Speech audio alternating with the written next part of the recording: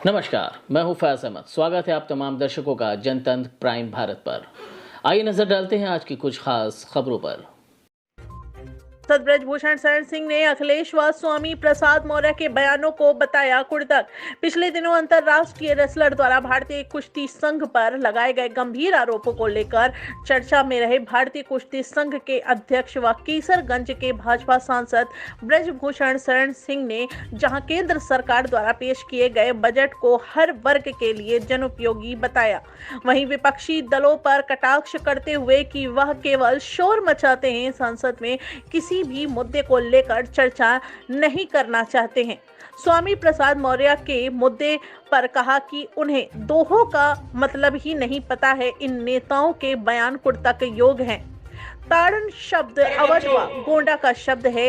इसके गलत मायने निकालने से प्रदेश के बड़े नेता तर्क का कुड़तक कर रहे हैं।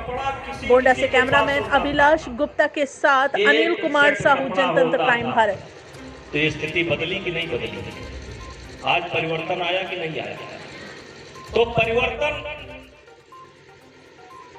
मैं आपसे कहना चाहता हूं,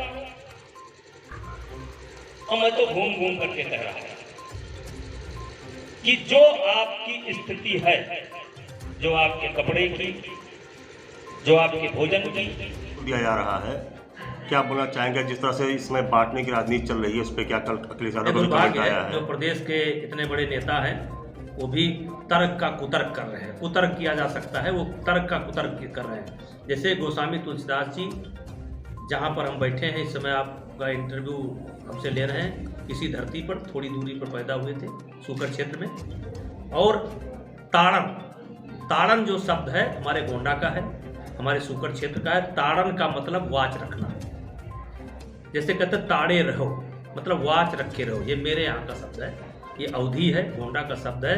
ढोल गंवार शूद्र पशु नारी, ये सब ताड़न के अधिकारी, वाच रखने के अधिकारी है, देख रेख रखने के अधिकारी है। ये गोंडा का शब्द है ताड़न। ताड़न का मतलब पीटना नहीं है, ताड़न का मतलब मारना नहीं। ढोल गंवार शूद्र पशु नारी, ये सब ताड़न के अधिकारी, इनको वाच रखना है, इनको देखना है, इनको संभाल करके रखना चाहिए। जिस तरह से समाजवादी पार्टी कार्यालय के बाहर पोस्टर लग रहे हैं शूद्र के लिख करके, क्या इससे जाति में विभाजन नहीं पैदा होगा या आपस में टकराव नहीं? देखिए, बड़ी लंबी व्यवस्था है, बड़ी लंबी व्यवस्था है। देखिए, जो हमारी मान्यता है उसमें तो शूद्र किसको माना गया? शूद्र उसको माना गया है जो शूद्र का कर्म करे, अस्थायित्व नहीं है।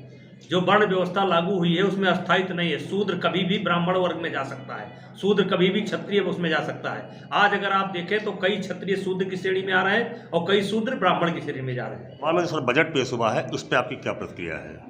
देखिए, आपको मालूम है कि इस समय जितने विकसित राष्ट्र जैसे अमेरिका, चाइना, इन लोगों की भी जो आर्थिक जो है संतुलन एकदम डगमगा गया है।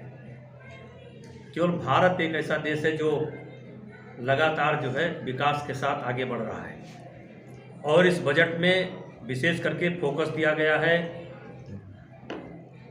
आप कह सकते हैं कि लघु उद्योग या हुनर हर आदमी के हाथ में होना चाहिए, स्किल पर जोर दिया गया है। और नौजवानों को और महिलाओं को और खेती को, इन सब को जो है मतलब ज़्यादा जोर दिया गया है कि हर बच्चे के हाथ में हुनर होना चाहिए। फिर जो है नौजवानों के हाथ में रोजगार होना चाहिए और खेती किसानी को लेकर के मतलब चारों तरफ, हर तरफ निगाह डाल करके इस बजट को बनाया गया है। सभी ने सराहा, लेकिन विपक्ष का आरोप है कि महंगाई पर सरकार ने न कुछ चर्चा की न कुछ बोला।